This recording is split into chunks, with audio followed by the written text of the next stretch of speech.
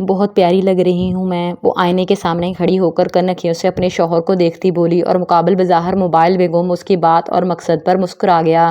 कितने दिल के लिए आए हैं। वो मुंह लटकाए उसके पास आ बैठी। जानती थी उसे जितना तैमूर के मुंह से अपनी तारीफ और इजहार मोहब्बत सुनने का शौक था वो उतना ही कम बोलता था। 2 डेज़ वो टेक लगाकर बेड पर दराज हो गया। वो रात के 12 बजे यहाँ पहुँचा था और खाना वगैरह खाकर उसके साथ कमरे में आ गया, क्योंकि रात के 2 बजे सब घर वाले सोए हुए थे और उनसे सुबह ही मुलाकात हो सकती थी। वैसे भी अब तो मामूल बन चुका था। उसका पाकिस्तान आना जाना कोई बड़ी बात नहीं रही थी कि स्पेशल जाकर मिला जाए। अलबत्ता इब्रश जब तैमूर ने आना होता था उस दिन बच्चों को पहले ही शाइस्ता के पास सुला आती थी ताकि वो डिस्टर्ब ना हो। आपको हमारी याद नहीं आती, पहले ही इतनी लेट आए और अब कह रहे हैं 2 दिन बाद चले जाना। शेम ऑन यू तैमूर, मैं जी भर कर आपको देख भी नहीं पाऊंगी।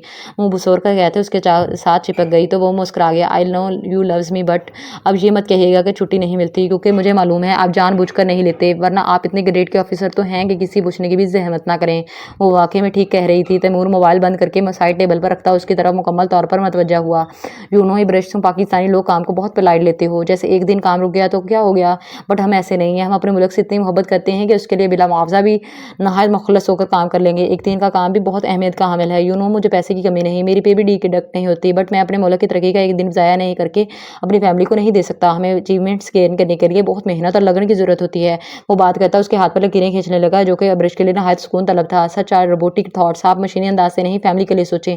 हमें आपकी ज़रूरत है। नहायत धीमे लहजे में कॉल करने की कोशिश की गई। यही तो बात है इब्रश, हम मेहनत के बिना सुकून तलब लाइफ चाहते हैं। मैंने अपने पेरेंट्स को हमेशा मेहनत और काम करते देखा है, अपने मुल्क और पैशन को रूज देने की कोशिश देखी है। ऐसा नहीं था उन्होंने मुझे लावारसों की तरह छोड़ दिया।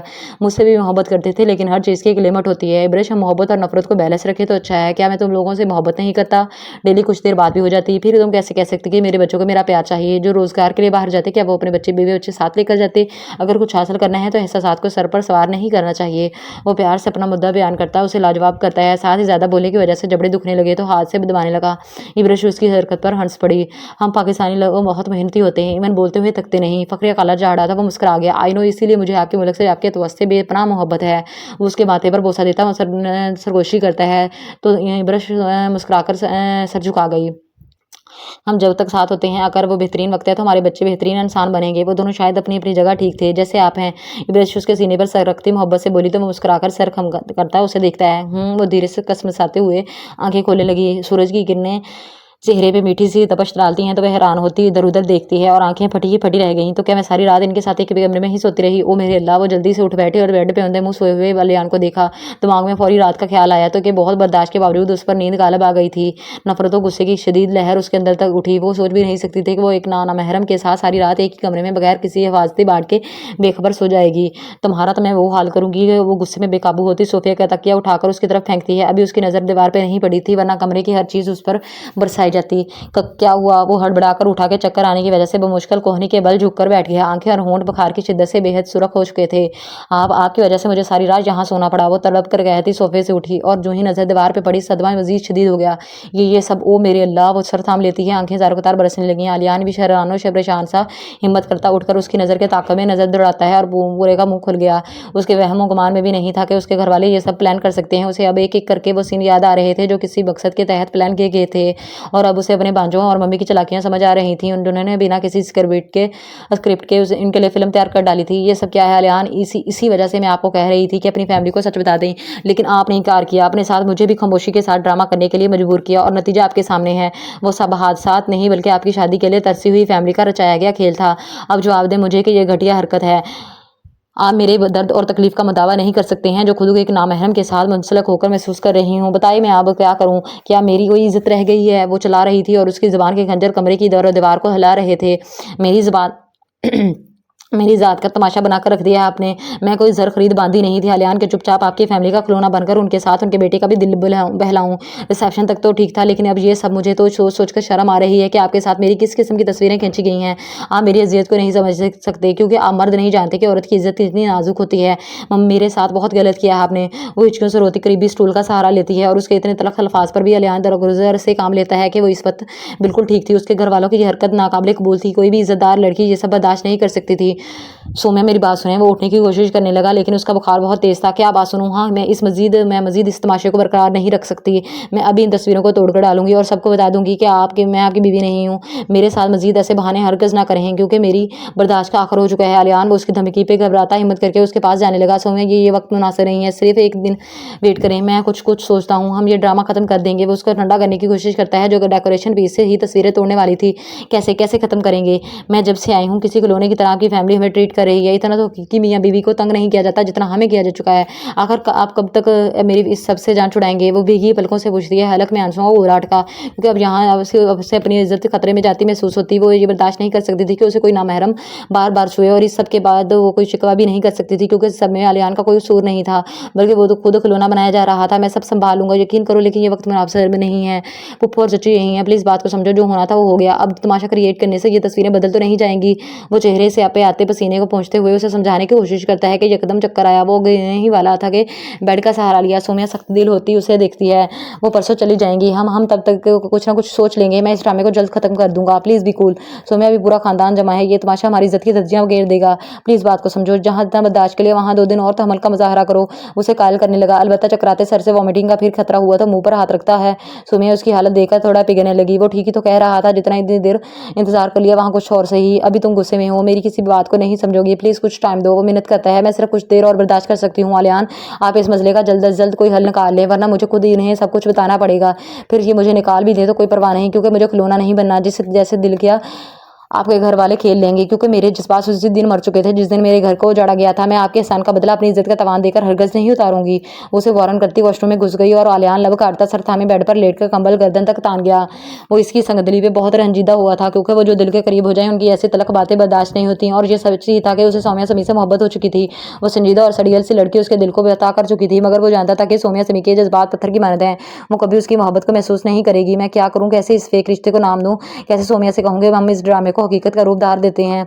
हम बिना मम्मी का दिल तोड़े भी तो हकीकी हस्बैंड वाइफ बन सकते हैं।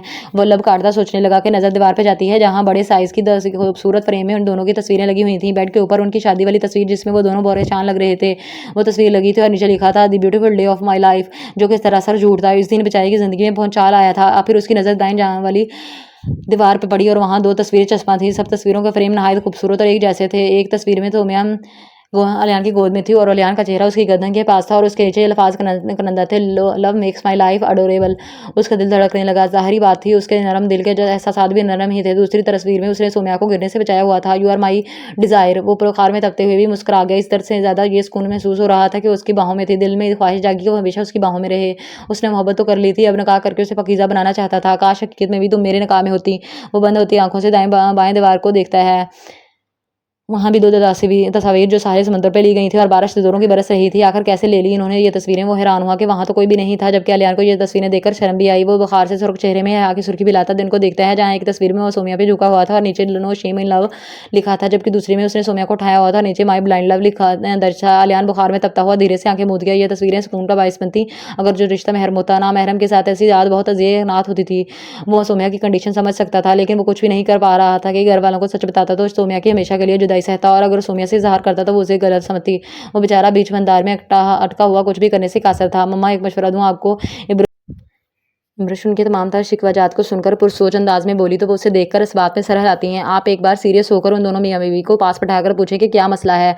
जैसे आपने बताया उससे यही साबित होता है कि वाकई उन दोनों के बीच में लव मैरिज वाला कोई सीन नहीं। आई थिंक किसी मजबूरी के तहत ही उन दोनों को निकाह करना पड़ा होगा। याद है आपको आलियान शादी वाले दिन काफ़ी परेशान था, क्या पता वो सच बताना चाहता हो और हमने अपनी ख्वाहिश में उसे इग्नोर कर दिया। उसकी याद दिलाने पर वो चुप सी हो गई। निकाह करना उनकी मजबूरी होगी मम्मा, वरना जितना भी शर्मिलापन सही, वो दोनों ख्वाहिशात रखने वाले इंसान हैं, फरिश्ते नहीं। फिर भी मेरा मशवरा है कि इस बार जज्बाती होकर नहीं बल्कि समझदारी का सबूत देकर उनके साथ संजीदगी से पूछगछ करें। आखिर क्या मसला है उनके साथ। वो अपने कमर तक आते बालों का जूड़ा बनाती उसको मशवरा देती हैं। कहते तुम ठीक रही हो, लेकिन मुझे बहुत दुख हो रहा है। इब्रिश मुझे बहुत इतना शौक था अपनी बेटी की लव मैरिज करने का। वो रंजीदा सी सर झुका गई और इब्रिश को उन पर तरस आया। वो जानती थी उसकी माँ आलियान से बहुत मोहब्बत करती है और इसके लिए किसी भी हद तक जा सकती हैं। ये तो फिर आलियान की पूरी जिंदगी का सवाल था। कोई बात नहीं नानो, हम दोनों हर बार लव मैरिज करेंगे। होमवर्क करते आखिर ने उनका हौसला बढ़ाया तो वो मुंह गाड़ गई। इतनी सीरियस सिचुएशन में ऐसी बात बकवास ही समझी जाती। शाबाश माई सन, 10-15 लव मैरिज तो कर ही लेना। इब्रिश ने उसकी कमर पर धमोका रसीद किया तो वो दोनों मुंह छोड़ गए। ये लव मैरिज तो ना रही, फिर बगैरतीपन ही बनेगी। शाइस्ता ने अपना तजिया बयान पेश किया तो ना चाहते हुए वो तीनों मुस्कुरा गए। इब्रिश, मेरे ख्याल में मुझे पहले सुमिया से बात करनी चाहिए इस बारे में, ताकि जो भी बात हो हम खुल कर बताए। अपने बेटे से भी ज़्यादा मुझे उसकी टेंशन है। बेचारी मेरी माँ बाप की बच्ची है और उसके साथ कोई ज्यादती नहीं होनी चाहिए, और फिर दोनों को इकट्ठा करके फाइनल बात की जाए। वो अपनी तरफ से बेहतरीन हल निकालती हैं। ये भी सही है, क्या पता वो बेचारी अलियान के सामने खुलकर प्रॉब्लम शेयर ना करे। आप पहले उससे बात कर लें। वो कहते ही उठकर तैमूर के कपड़े निकालने लगी। अलियान जैसे ही ठीक होकर जॉब पे जाएगा मैं पीछे उससे तफसीलन बात करूंगी। वो भी अपने बेटे का ख्याल हाल पूछने के लिए कमरे के से जाने लगी। हम भी आ रहे हैं नानो। वो दोनों होमवर्क छोड़ते जल्दी से उनके पीछे भागे। बहरहाल जितना भी तंग करते, लेकिन वो था तो उनका मामू ही। आलिया मेरी जान। वो बेड पर कंबल लेकर लेटे अलियान के पास जाकर उसके साथ कंबल में घुस गई, और जवाबन वो भी जल्दी से उनके साथ पेट के गिर्द अपने बाजू लपेट कर उनके साथ लेट जाता है, जबकि उसके भांजे दूसरी जानब आकर उस पर चढ़ जाते हैं। कैसी तबीयत है? वो मोहब्बत से पूछती है। उसके बालों में हाथ चलाने लगी। ठीक हूँ मम्मी, बट आपने बहुत बुरी सजा दी थी मुझे। मासूमियत भरा शिकवा किया तो वो हंस पड़ी। नेक्स्ट टाइम इससे भी बुरी मिलेगी, इसलिए सोच समझकर मेरी नाफरमानी करना। वो हल्की सी चपत लगाती हैं। और हमारी भी। फाखर और हमाद ने यकजबान होकर कहा तो वो बदमजा होता उनको कोहनी मारकर परे करता है। पीछे हो जाओ इब्रिश की गंदी औलाद, सबसे ज्यादा तुम दोनों ने खिलाया था मुझे। वो इसके शिकवे पर हंस पड़े और दोनों उसकी कमर के साथ चिपक गए। अच्छा माफ़ कर दें, हम आपके हाँ खूबसूरत भांजे हैं, शेखी भरे अंदाज में कहते वो उसे हंसने पर मजबूर कर गए। बेशक तंजिया हंसी ही से थी। Please like share and comment and subscribe the channel.